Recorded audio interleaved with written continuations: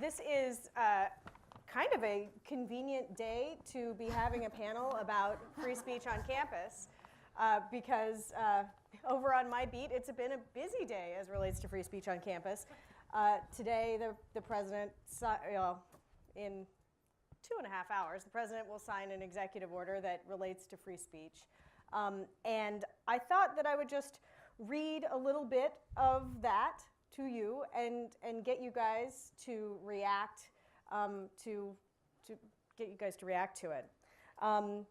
The executive order starts with, my administration seeks to promote free and open debate on college and university campuses. Free inquiry is an essential feature of our nation's democracy, and it promotes learning, scientific discovery, and economic prosperity. We must encourage institutions to appropriately account for this bedrock principle in their administration of student life and to avoid creating environments that stifle competing perspectives, thereby potentially impeding beneficial research and undermining learning. So I guess my question to you is this an executive order in search of a problem, or is there a problem on campus as you see it from where you sit? I'll go. Great. I'm Ruth Marcus from the Washington Post. Hi, everybody. It is an executive order in search of, I think, a political audience. So I don't need to tell you guys who have much more real-time experience on college campuses than I do, that there are tensions on pretty much every campus in the country, I would think, between free speech and people's sense of individual dignity and wanting to not be offended by others. I think it's really important, first of all, to remember that this is not a new conflagration that's happening on campuses.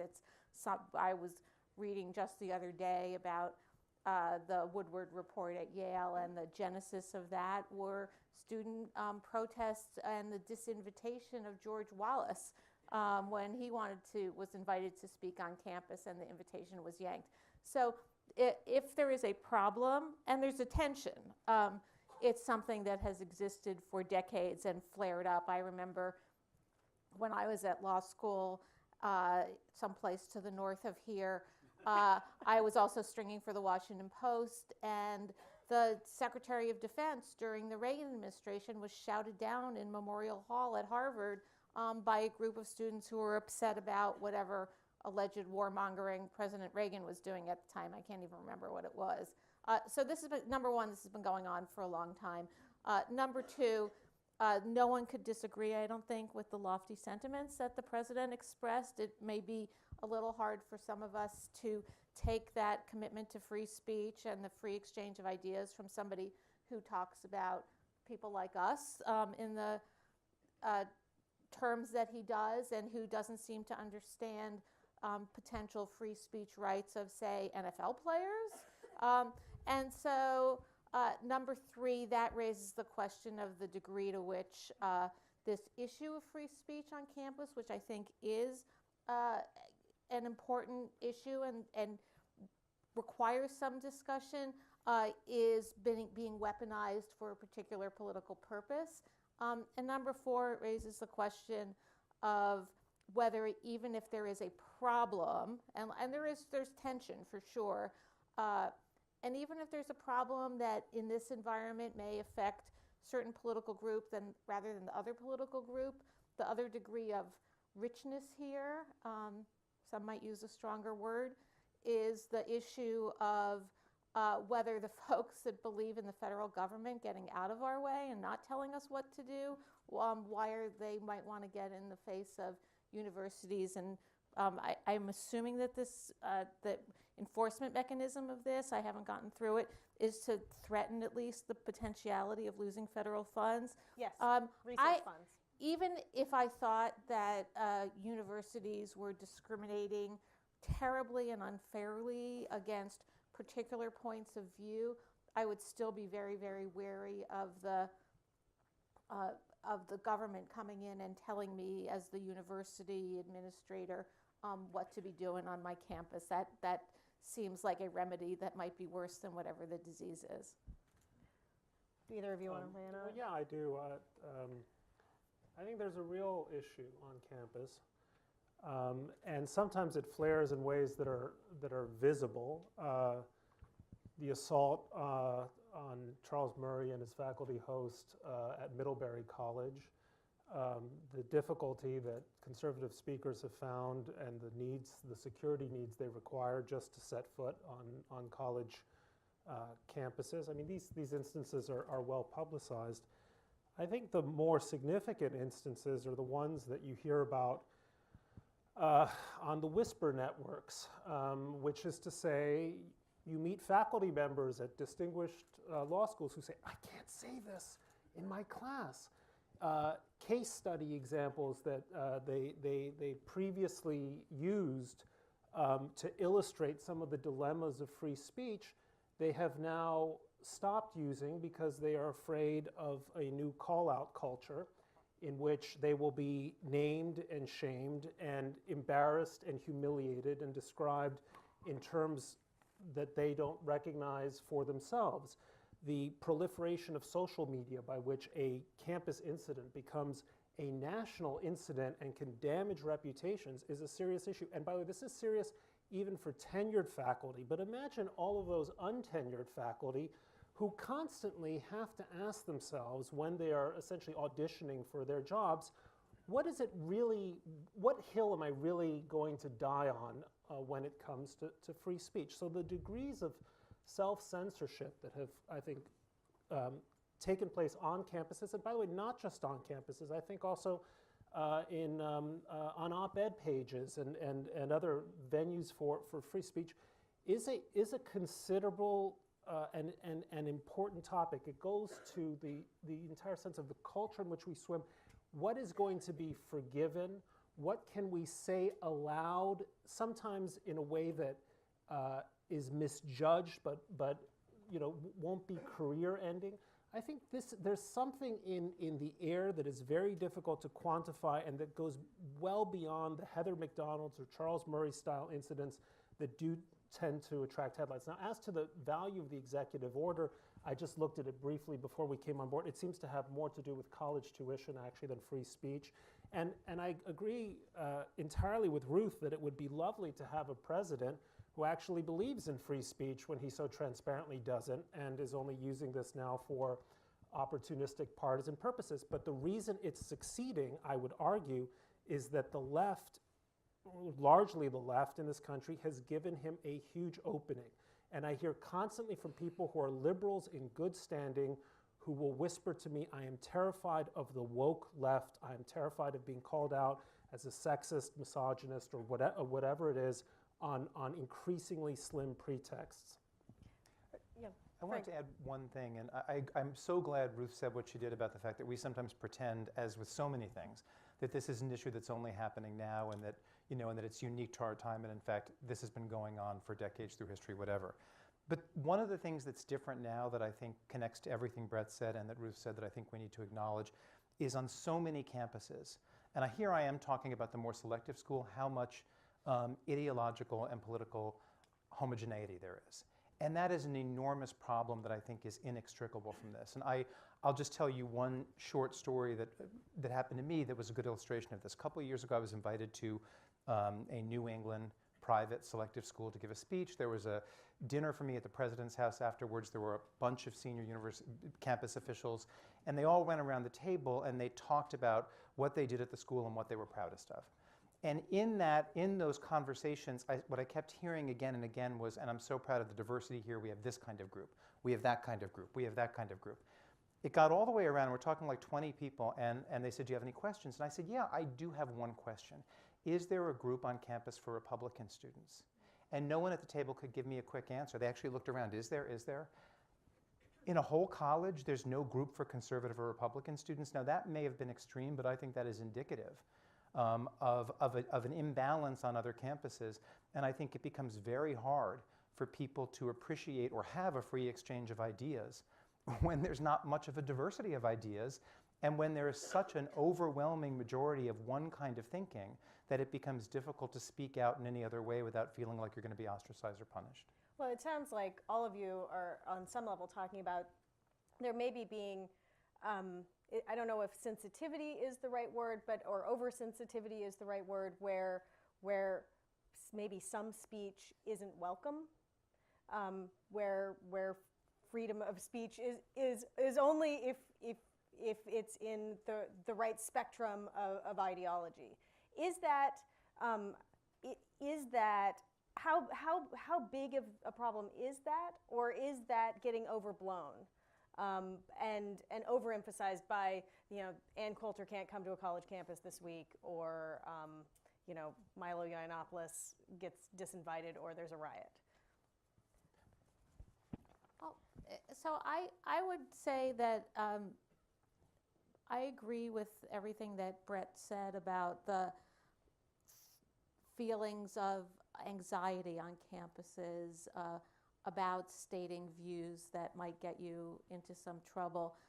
And I guess to me it's simultaneously true that we've gotten to a culture that feels to me to be kind of way trigger happy in finding offense. I wrote a column maybe a year ago about a history professor who got in trouble not on a campus but at an academic conference with another faculty member from another university because he pushed a button in an elevator in a hotel where the conference was occurring and said ladies lingerie, and she filed a grievance against him, which was taken up by the governing body of whatever That's group an was Aerosmith putting song? on. Is that? No. I am not Yes. cool enough Okay, to know thank you. Aerosmith, Okay. but it's sort of the funny thing that is supposed to happen that people used to say when you got into elevators and you had elevator operators and you had these retail things called department stores, and they had different floors and you would announce the different floor. It was a kind of dumb and antiquated joke.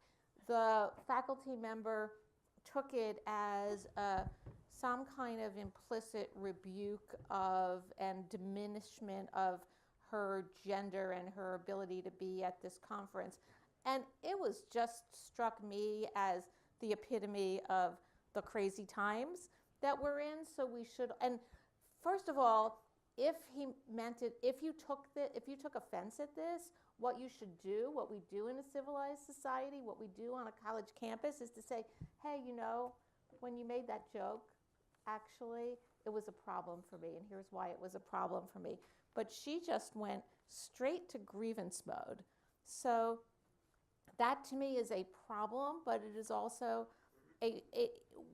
probably there are times when we should all think more about what our hypotheticals are, right? And whether our hypotheticals are problematic or assign people in different gender roles and everything else. So we can both have a problem and be oversensitive to the problem. We can have a problem and weigh all of the attack on Charles Murray and all of those other things are just unacceptable any place, but to me certainly unacceptable on a college campus that's supposed to welcome vigorous debate. I heard Salman Rushdie, who knows a thing or two about the value of free speech, say something which I thought was transcendently brilliant. He said college campuses should be a safe space for thought, not from thought. And that almost ought to be, inscribed, I'd say to President Napolitano, find a mantle on some building where you don't have a name already and just put that there, have someone chisel it in. We need to think about why we have free speech. And we don't have free speech because there's a First Amendment, so we have to accept it, okay? We have free speech because there's, I think, a recognition, and this is important for the educational enterprises in which we're engaged. If I'd put it this way, if you can't speak freely, sooner or later you can't think clearly. That is to say, we have free speech for the same reason that we have trial and error in science. We are finding our way through an open conversation to some closer approximation of the truth about the problem we are trying to understand or the situation we're trying to illuminate. And so free speech necessarily entails all kinds of bad speech, dumb speech, failed speech, in the way that any successful scientific enterprise is going to leave all kinds of beakers, on the proverbial, hopefully Cutting room floor. Yeah. sanitized or whatever, but Yeah. it's going to leave all sorts of evil germs floating around in the lab. That's part of the enterprise, and people have to respect that fact, that on a college campus, in learning environments, anywhere, you're going to hear all sorts of garbage, and that garbage has a kind of utility because it's part of the culling mechanism by which you alight on something closer to the truth. When it becomes really hard, when you really have to think through, okay, what I'm about to say, has it met several internal tests of worthiness, chances are you're just not going to ever say it.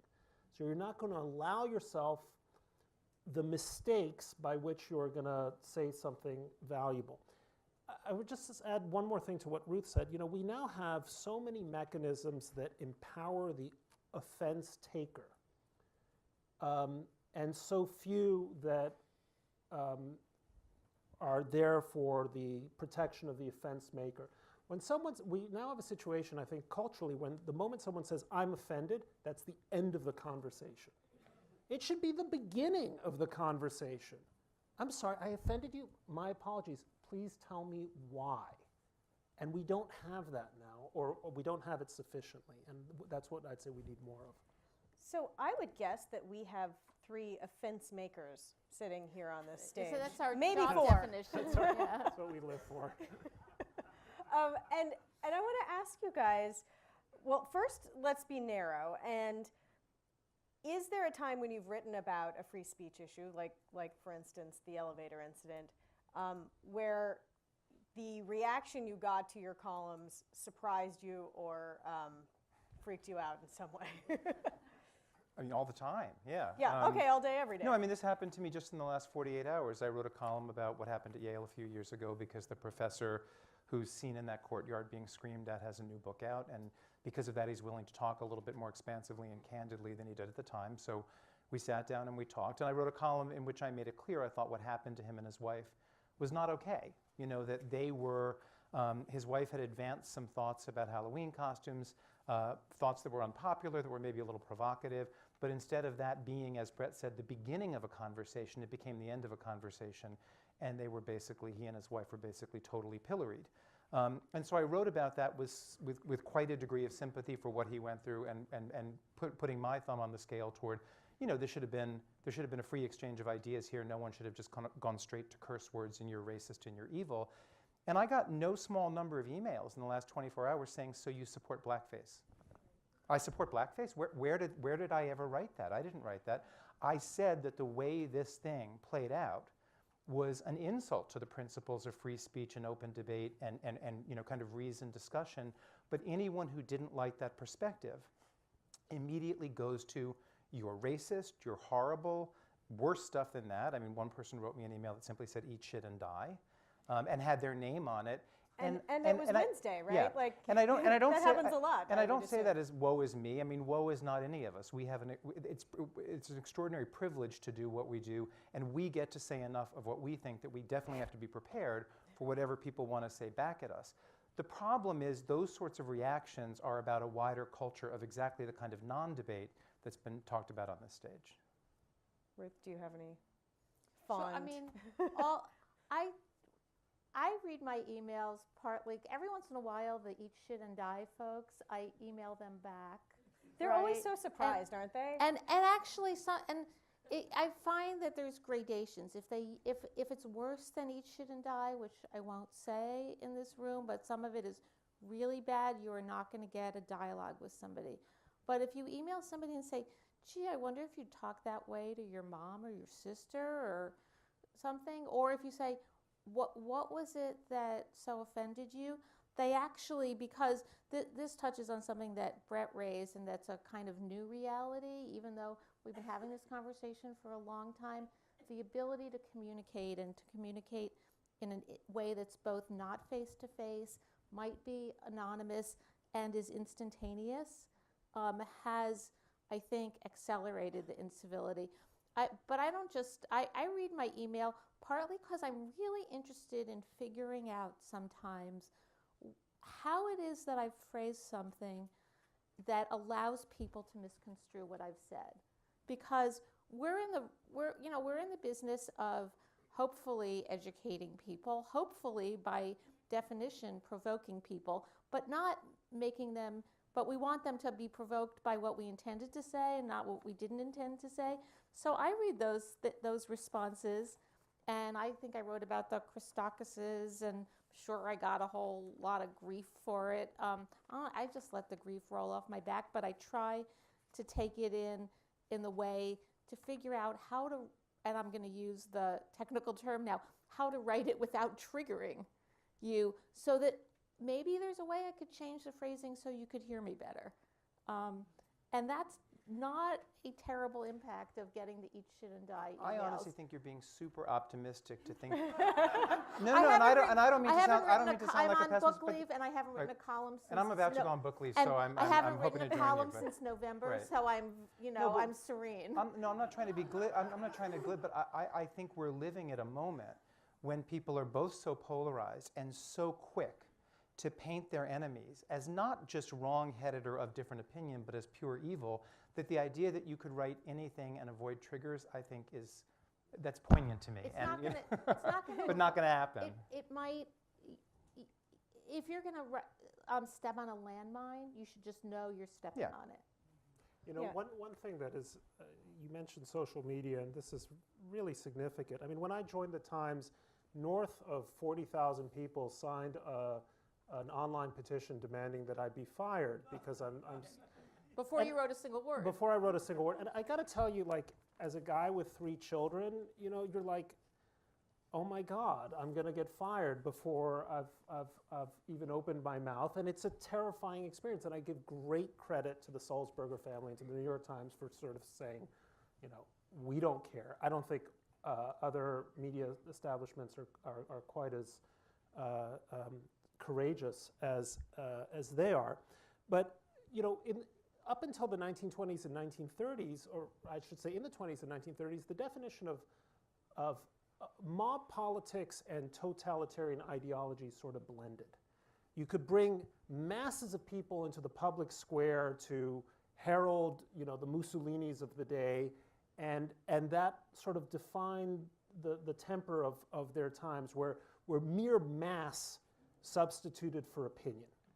And then mob politics, in part because of the suburbanization of life, all sorts of other factors, kind of vanished. What digital media has created or recreated is mob politics in the digital sphere, so that suddenly 40,000 people, all they need to do is click a button and say, Bret Stephens is terrible, and it creates this sense of mass. Or you're being ratioed on Twitter, and you think, oh my God, I've committed a great thought crime, and there are all these little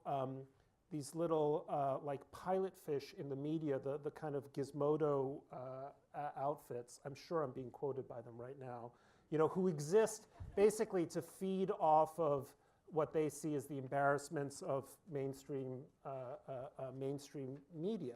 And so we've recreated that style of politics, which isn't about, like, you're mistaken about X, Bret, because of for the following reasons. It's your tweet just got ratioed by 7.2 thousand people, therefore you're a loser, therefore you must be evicted from the public square. And if we don't find ways to rebalance that, to be able to fight back against the kind of mob mentality that social media once again permits, I think free speech is going to be in a bad place. It's not surprising, by the way, that the most demagogic president in American history, okay, is the avatar of social media. I shouldn't say avatar, is the greatest user of social media in our day. He has found in his movement and in his medium, his message. Can I just draw attention to something important Bret just said? He mentioned that he was denounced and they wanted to fire him and he had not yet written a word, right? What happened to hearing people out? What about waiting to see what he was going to do with the post? We've mentioned Charles Murray's name a couple of times, and that's probably one of the most famous incidents of someone being shouted down or run away, the one that happened at Middlebury. A lot of people didn't see something that happened next, which was really fascinating. This piece didn't go viral. I don't think it was on our trending list, but the New York Times commissioned an op-ed, or maybe it was brought to them. And two academics took the actual text of what Charles Murray had prepared to say. They stripped a name off of it, and they gave it to, I think, 40 different professors of different kinds, who, by the way, as soon as you say 40 different professors, you're talking about at least a slightly liberal tilt. And they said, please rate the political/ideological content of this speech on a 1 to 10, left to right, and almost all of them put it dead center at whatever that number was, 5. Huh. So what Charles Murray was actually going to speak about from that stage, what he was going to say, was not going to be some right-wing madness, but no one ever heard it because he was categorized, vilified, tried, and convicted before he uttered a single syllable. Have you ever felt like your speech wasn't welcome, or that you needed to change what you were writing, or were afraid to write what you wanted to write for some reason?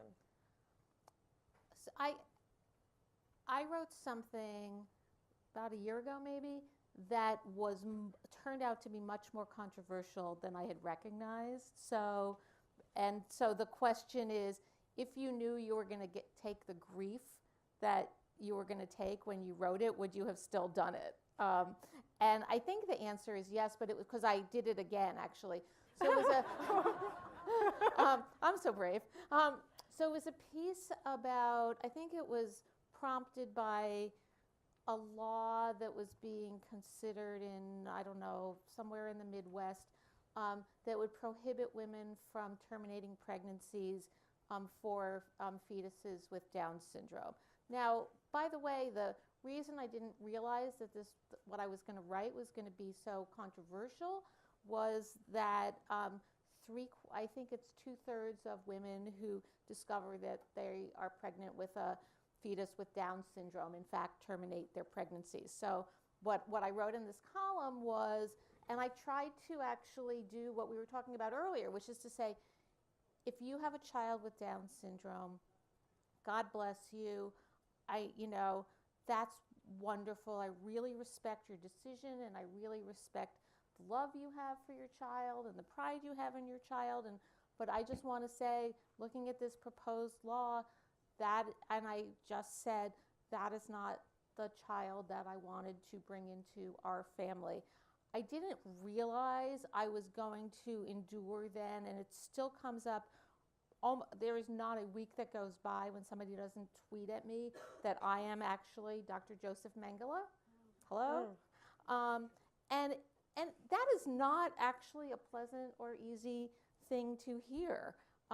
So I didn't realize I was being brave, and then Kathy McMorris Rogers, who's a Republican congresswoman who has a child with Down syndrome, took offense, and I tried to write this with as much respect, which was true, it wasn't hard to muster, as I could have, and she wrote about what a horrible person I was, and et cetera. So I tried to write back and respectfully to take on some of her arguments, so that just brought on more Ruth is Dr. Joseph Mengele stuff. And it is, what's the alternative, right? You have to develop a thick skin. You have to treat your critics perhaps with more respect than they're willing to treat you. And if you start to pull your punches, Brad, about what you think about climate change, because you got some intolerant New York Times readers, then we are doing ourselves, our profession, and our institutions a terrible disservice. So you have to, I think I really endorse what Ruth said, and you have to, on the one hand, this is the true, I think I'm speaking for Frank, you have to have a thick skin, but you also have to have it within the back of your mind that there's a chance you're wrong. I think any civilized human being says to himself or herself, I think I'm right, I could be wrong. And so therefore, I'm going to pay attention to some of my critics, and if they seem civil and thoughtful, I'm going to listen to them. So I wrote that column on climate change, which if you go back and read it is not quite as epically awful as was made out to be. But afterwards, a friend of mine who runs an energy institute at Columbia University said, hey, listen, I think you got a few things wrong. I'm going to put together a team of 10 climate experts who want to talk to you. They're going to come down. We're going to meet at a boardroom at Columbia and just show up and listen. So I said, I would love to do that. Now, did they persuade me? Not entirely, but they definitely enlarged my mind. And I think that's the balance that you have, which is to understand that, I've said this before, but look, to disagree well, you first have to understand well. And much of our discourse today is like people who wrote about my climate column, I doubt read the column, or at least read it carefully enough to try to understand what I'm saying. That's not to say that I couldn't be full of shit. It's entirely possible that I am, but the best way of engaging me and my engaging them is to understand the disagreement at its most profound level. And that requires speech. That requires a kind of openness and a willingness to participate rather than simply pull our punches because we're afraid that we're going to say something terrible and transgressive and no one will pay us to write. By the way, I just want to add one thing. Ruth came to my defense when I was hired at the Times, and I've always been on the website of the Washington Post. And how did that go? Because it went. I don't. There was so much shit being directed in Bret's direction. I didn't get any of it. It seemed like a no-brainer to me. I'm going to just presume that you are completely wrong and have your head up your ass about climate change. Why that would and we have columnists at the Washington Post about whom I'm going to get myself in trouble here, but George Will is not a fervent believer in climate change. Quite the contrary. He has written things that I suspect would get him in more trouble with the readers of the New York Times than what you wrote. But so everybody gets to be wrong about something. That's why it's opinion, okay? So the notion that you are wrong about something, and let's just stipulate that you're hugely wrong and stipulate that it's a significant something for the purposes of this argument. Okay, and so that means what? That you cannot be allowed to appear on the pages of the New York Times with all of the other things that you bring to the table and arguments that you could make to provoke the readers of the New York Times. That is just some crazy stuff. That's what I thought. I don't remember what I wrote, but it was along those lines. Well, also, I mean, I echo, I second that, but I also, whatever happened to, I like to read things I disagree with. I mean, if you looked at my inbox and the newsletters I get, there is many that come from political, from places on the political spectrum you would never associate with me. I enjoy that. I don't understand why what's happened in this era of social media where everyone can curate, what they see on Twitter, what they get on Facebook, where they can, set their bookmarks and completely customize their information and news feed so that all they see is stuff that echoes back and validates and deepens what they believe. I just don't intellectually get that. I like to read things I disagree with, and I'm wondering whatever happened to that. And by the way, now I remember what I did write, and it goes to the disagreement. What I said was wrong if there was anything wrong with your hiring at the New York Times, it was that they didn't need another anti-Trump conservative. What they needed was, and what I've spent actually a lot of time in my day job helping to oversee the op-ed page at the Washington Post, is to find actually Trump empathetic, intellectually honest conservative voices. So the notion that you were diversity at the New York Times op-ed page says more about the New York Times op-ed page than it does about anything else. You stumbled upon what a lot of people would say is an oxymoron, a Trump sympathetic, intellectually honest. I said I've been searching, you know? Yeah. But you know, that's They started out looking for that before they see, hired that's, Bret. I think Yeah. Frank puts his finger on a hugely important point, okay? But the range of acceptable opinion is not between the far left and the center left. And if you think that, okay, if you're the kind of person who thinks that, guess what? You're going to be surprised by events day after day, okay? It's the classic line always attributed to Pauline Kael, I can't believe Nixon won, everyone I know voted for McGovern, right?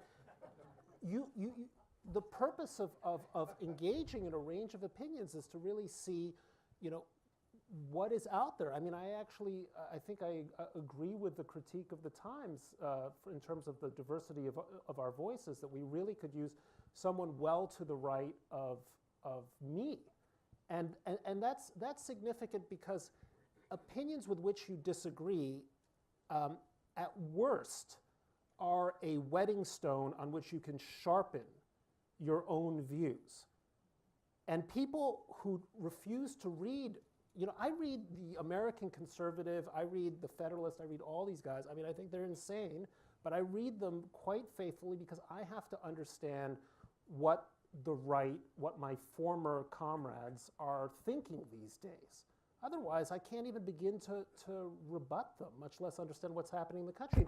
What I think most of us felt, at least briefly in 2016, is what country are we living in? How do we go about knowing it again? I want to solicit your opinions, since you are opinion people, about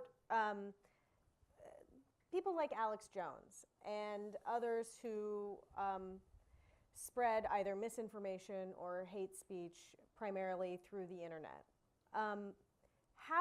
What is the balance there between free speech and Pizzagate, or free speech and denying that Sandy Hook was real? Is there, and just to add an easy part, are our tech companies equipped to handle it? Well, I'll take that question. Obviously, no. Somebody else take the hard part. I would have, I mean, we talk about so many things in these binary terms, like it's either all or nothing. And I think when we're talking about free speech and what should be permissible, and not on campus, I mean, I think there are a lot of shades of gray here, and we seem to forget about that. I would have no problem with a campus group that wanted to invite Alex Jones being told, no, you may not. There's a world of difference between Heather McDonald and Charles Murray and Alex Jones. And so, and I mean, we love to talk about free speech as if it's this absolute, and to just even, step on it ever so slightly as to make it go away. Who decides that? And well, how it's do a you- tough thing. How do you measure it? What? And I mean, I think part of it is it's like that old saying about pornography. You know it when you see it. When someone is nothing. I wouldn't know. When you wouldn't know? You live a much more virtuous life than I do. Oh, come on. But no, I mean, it is someone who is nothing more than a rabble-rouser, who's not dealing in the world of ideas at all, and somebody who is actually peddling demonstrable untruths that have grievous impact on people. I think it's easy to say no to that, and I do not think you're violating principles of free I think speech. demonstrable untruths is probably That have demonstrably grievous impact on people, right there, boom. How is that so different from yelling fire in a crowded theater? We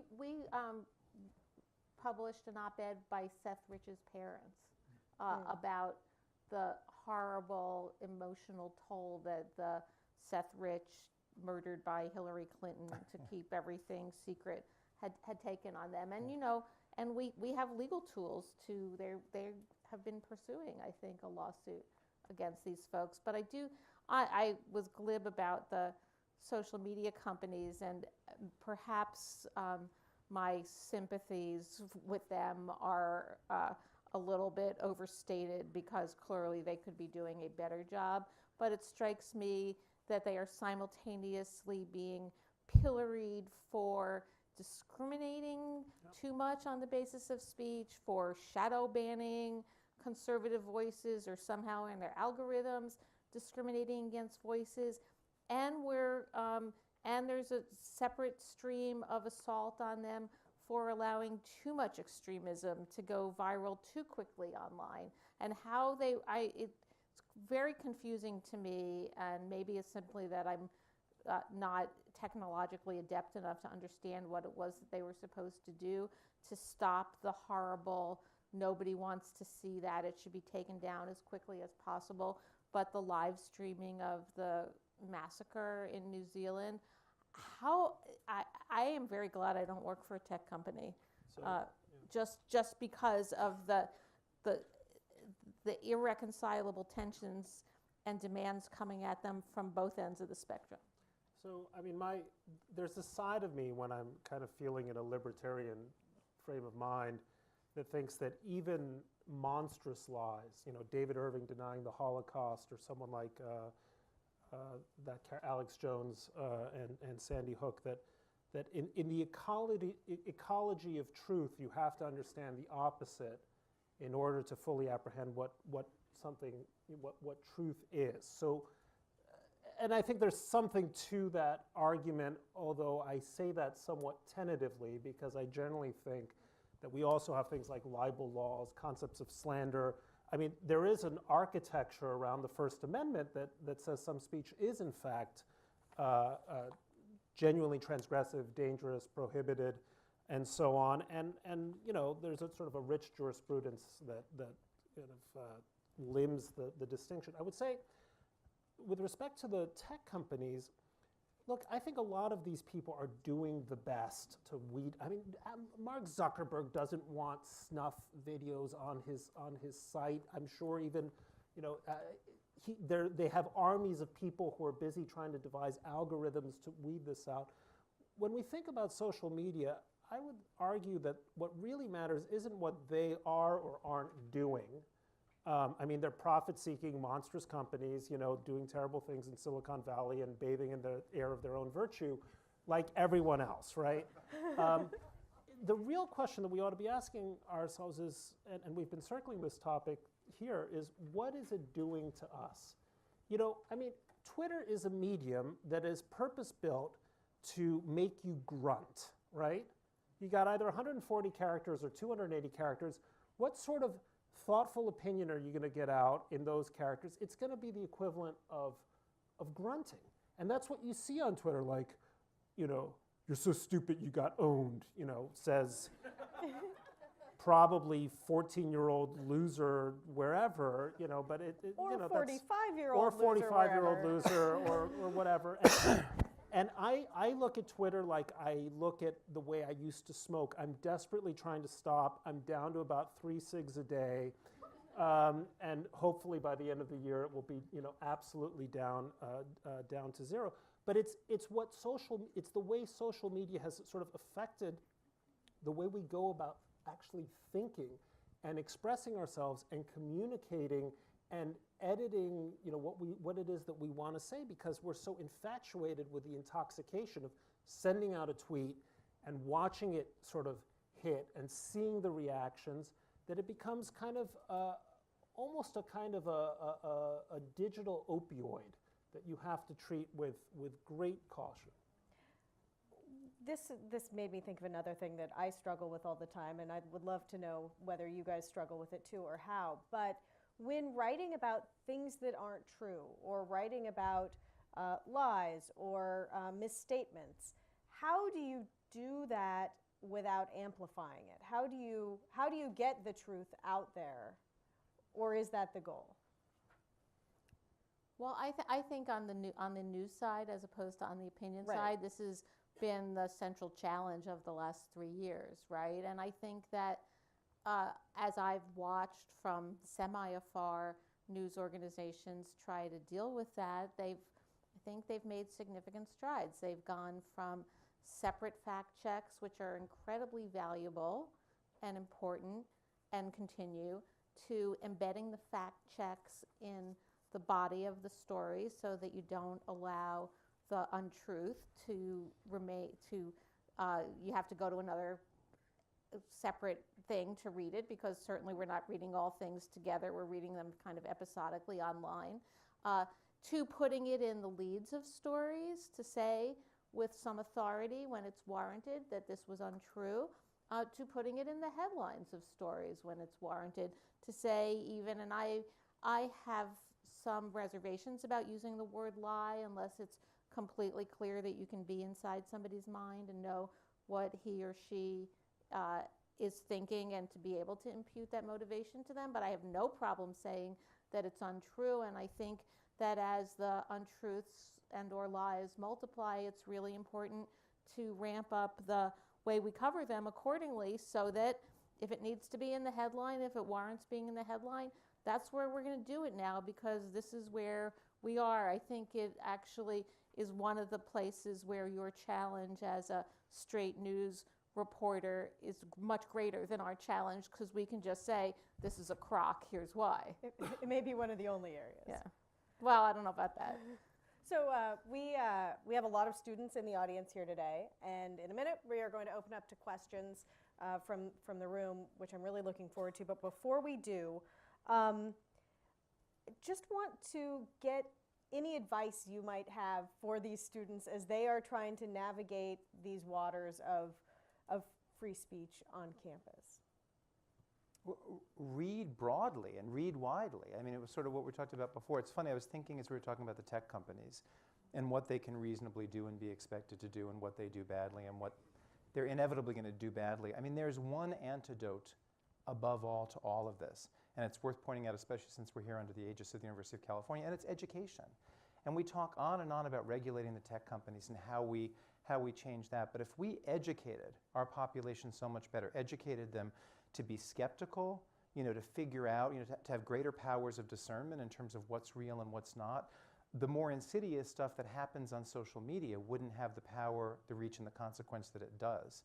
I mean, I think we don't talk about that nearly enough. And to go back to what you asked, I think you cannot expose yourself to enough information. You cannot expose yourself to a too diverse array of viewpoints.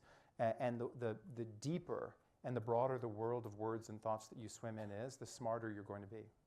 And I agree with that, and I guess the one little caveat that I would add to it is that's one way in which the social media algorithms completely disserve us and hurt us, because if they know that you like Alex Right. Jones, they're going to feed you Alex Jones instead of feeding you better fare. Right, but when I'm talking about it, I think we need to do a sort of media literacy component of education where we make it clear to people, if you're constantly liking or following the same thing, you have just taken this and you've made it like this. Right. And so be a conscious consumer, so that I deliberately follow different things. I'm deliberate in my sort of polyglot liking and sharing, and so the algorithms don't know what the hell to do with me, I mean, I would just say to the students, don't take your politics too personally.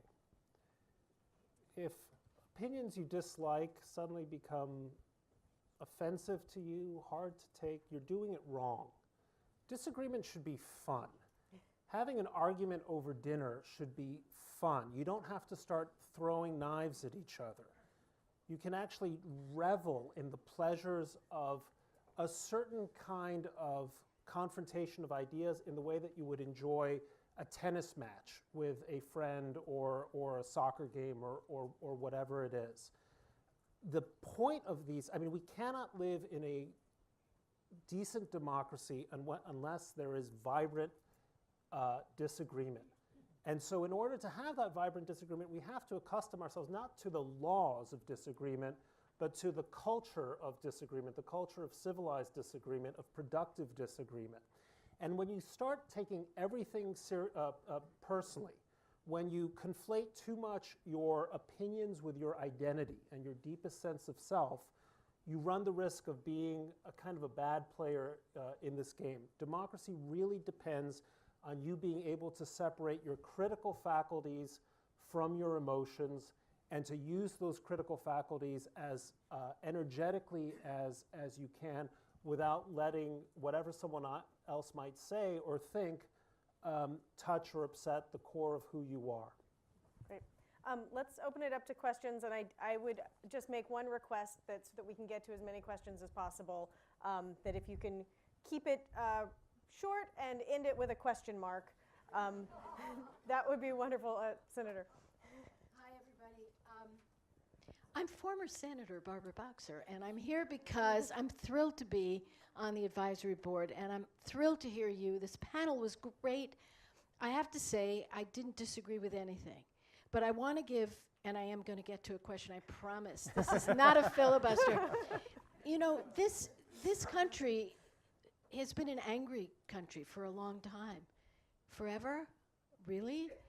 I mean, at my age, which is old, I've lived through times when they put the Japanese Americans into detention centers because they said they weren't loyal.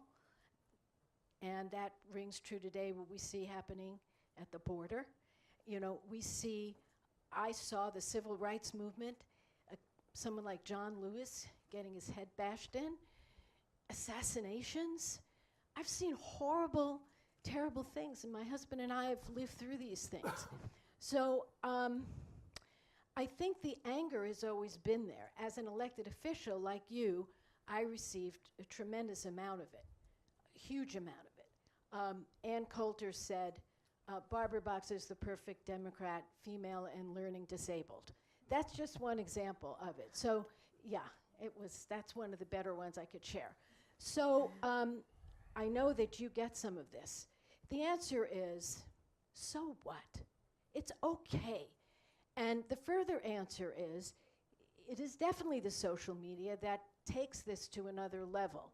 So my question gets to college campuses. It seems to me that ought to be a place where anger, you know, is pushed to the side in a learning environment, and that we admit that we have these amazing gaps in our way we see the world. It's not, as Bret says, it's nothing to be ashamed of or afraid of. It's exciting. How do you do that on the college campus is what I'm looking for, so I can help in my role here.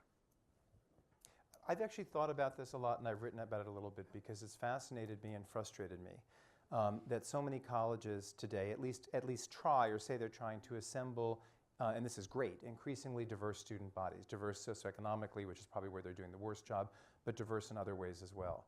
And then once they've admitted that freshman class, whether they've done that well or not, like the effort sort of ends there. They endorse safe spaces. They endorse affinity groups. Fraternities are the ultimate affinity groups. People who are spending their time in fraternities are not being exposed to all the diversity that that campus supposedly now offers. I think university officials, university administrators need to take a much more active role in various prompts and things about campus life that encourage people to end up in more diverse groups, not just stewing in whatever kind of narrowest identity they've established for themselves. Maybe it means doing away with fraternities. Maybe it means a redesign of campus spaces. There are actually campuses that are experimenting with constructing dorms in a way where the rooms are where you're very much incentivized not to spend time in your rooms, but instead to be in the common areas where the Wi-Fi connection will even be faster than it is in the dorm room, so you're more likely to be out there. No, I mean, there are really clever things you can do. There are schools that have given financial incentives in the form of, if two student groups that seem to occupy completely different concerns and completely different points on the political spectrum hold a social together, there are extra funds available to them. So there's all sorts of little things that added together could be meaningful, and I think if you move people toward these sort of diverse groups where they're forced to kind of talk with people from different backgrounds with different ideas, I think you maybe have something that pushes back against anger, because I think the biggest anger happens when you're solely with a tribe of like-minded people who are getting worked up about your viewpoint. All right. Yeah, right there. And then I'll come to you next. Catherine Swartz, UC Santa Barbara. As a student journalist, I'm constantly grappling with the idea of how student journalists and as a whole should cover controversial speakers that come to campus, not just high-profile names, but the people who daily come to open spaces on campus and share very controversial viewpoints, and people who strongly disagree with those in public spaces. And I'm just wondering, how do you think student journalists and then the journalism profession as a whole should cover these controversial disagreements and arguments without amplifying those voices and the already partisan divided manner of these speakings. For a number of years on the BBC, there was a program, I guess it's still there, but I don't like the presenters as much anymore, Hard Talk.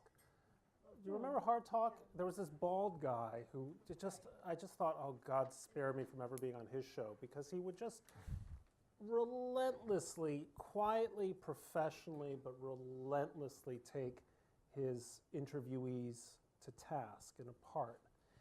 And, you know, the role of journalism should be akin to that. You are interviewing someone is not giving them a stage. It's not endorsing what they have to say. More often than not, it's exposing what they have to say, provided you are bright enough to come up with the right questions and be able to have the follow-on questions you need at the ready. I mean, there was an incident I wrote about, mainly just to make fun of David Remnick, a few months ago, in which the New Yorker had invited Steve Bannon to participate in its Ideas Festival. Oh, right. And some people who were also part of the Ideas Festival were not so happy, so he was promptly disinvited. And I thought, the truth is David Remnick is a world-class journalist, okay? And I thought, what a shame that a mind like David Remnick was denied the opportunity from pressure from other people in the festival to really take Bannon apart. Because Bannon needs to be shredded, intellectually speaking, okay? And doing so from a stage is a perfect opportunity. And I think you have those same opportunities as well. Now, there's always a risk, by the way, when you meet people who are controversial, that you might find yourself saying, oh, they're not as bad as I thought, or I might even agree with aspects of what they have to say. But you also have that priceless moment which you can say, okay, you think, I don't know, whatever it is, white people are superior. Let's really get into this. And that's what great journalism is at bottom.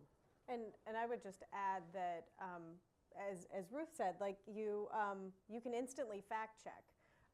In a story that you write, you should quote someone saying the thing that they set out to say, absolutely, but that does not restrict you from also fact checking it and including that in the story itself, before and after a quote.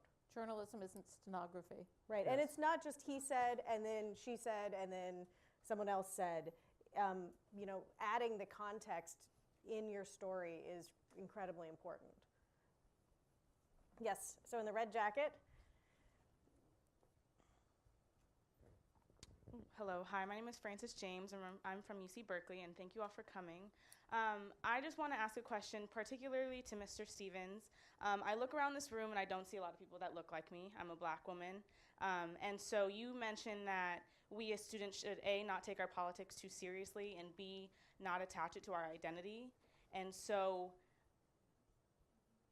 how can you, as a majority white man, tell me as a black woman and other students of color alike, like the 32 of us who are represented here, that we can't take our politics too seriously when our entire identity has been politicized, and that there are politics and institutions such as the UC system who they weren't built for us. And so every day on campus we continue to fight for our spaces such as Black Resource Centers and other opportunities. And so I think that you have a position of privilege to say that to me, and I want to just hear more about your understanding and to hear why you believe that and how we as students of color can go without being offended by a statement like that.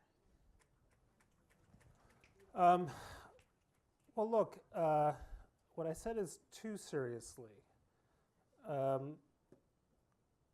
My mother's a Holocaust survivor. I take my Jewish identity quite seriously. I write about it quite often. And at the same time, I need to maintain at least some semblance of objectivity when I'm writing about Middle Eastern issues, for example.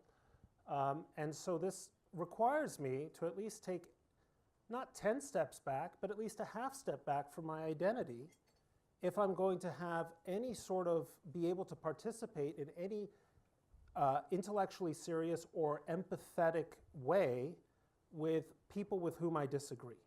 Not necessarily to come away with a different opinion, but simply to have a fuller understanding of what it is that I'm writing about. You can't ask someone to divorce their identity from their opinions.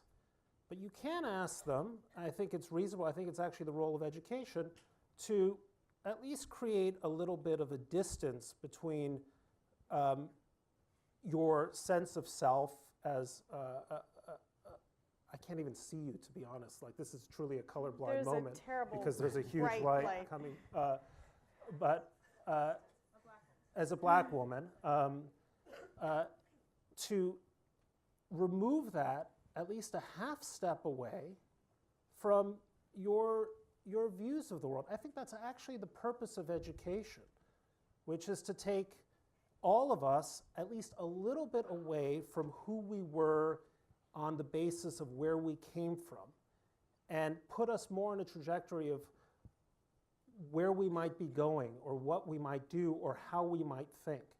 And I think that it's wrong, and I would argue even, I would go so far as to argue it's even racist to think that our identities as Jews, as African Americans, whatever it might be, will dictate our views about the world. They simply don't. We are more than that. I'm Jewish, but at some point I have to say, well, that's part of my identity. I also have these other sets of ideas. And some of them are going to be in tension with the views of my fellow Jews on any number of subjects. And I'm just using that as just a question of my own identity. I think it's very difficult to be a thoughtful person in the world if you can't at least begin to separate those two. I'm not asking for a divorce. There can't be a divorce. But there has to be some distance. And so when I said too seriously, I didn't mean, obviously you take your identity seriously, but if it's the sole focus, if at the first moment you hear something that you don't like because of a question of identity, I think it's going to make it difficult to critically evaluate the idea that you are entertaining or rebutting or discussing one way or the other. We've got like 2 more minutes, so let's power through this. Oh gosh. Yeah, so right there in the back. Sorry, I'm gonna make you walk a long way.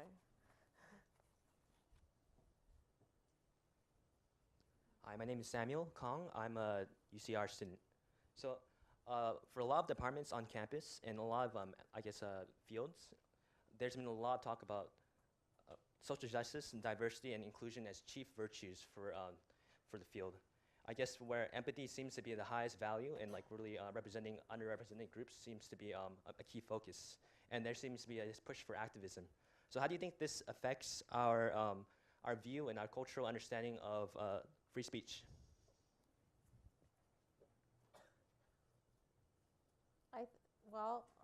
Not totally sure I grasp the totality of your question, but I think that maybe it goes back to the previous question.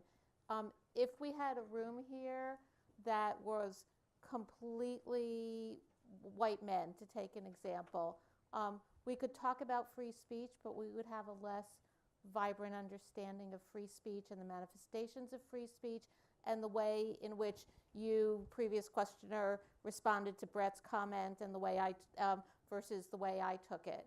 And so free speech and diversity, to me, are mutually reinforcing values because you want the speech to be vibrant and representing a multiplicity of viewpoints, and one way you get that multiplicity of viewpoints is with diversity. All right, one more, or maybe we can get to it right here in the front.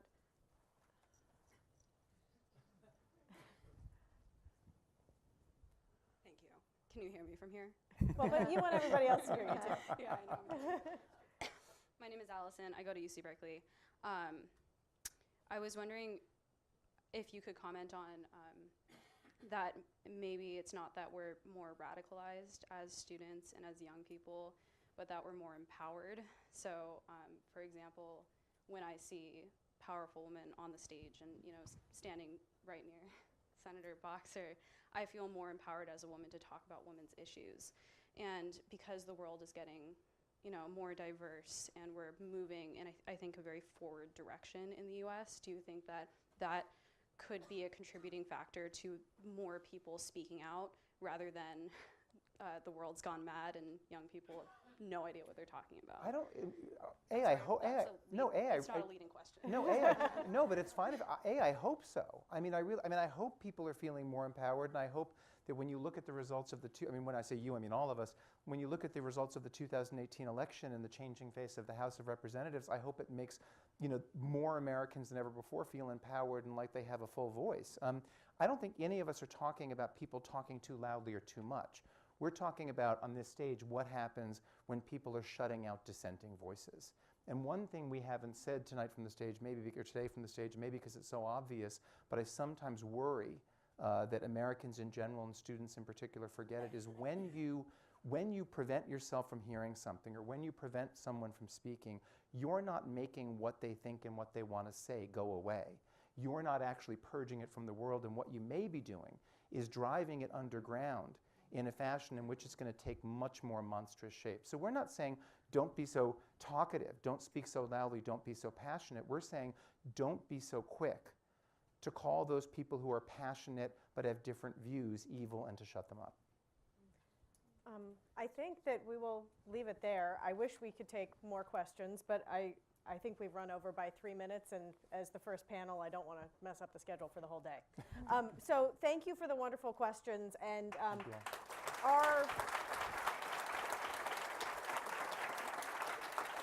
Twitter handles are all up on the screen, so if you hurry, you can keep track of it and send more questions, and I am certain that if we can find them in amongst the bombardment with other things, we will do our very best to respond. So thank you, everyone. Thanks, everyone. And thank you to the panel.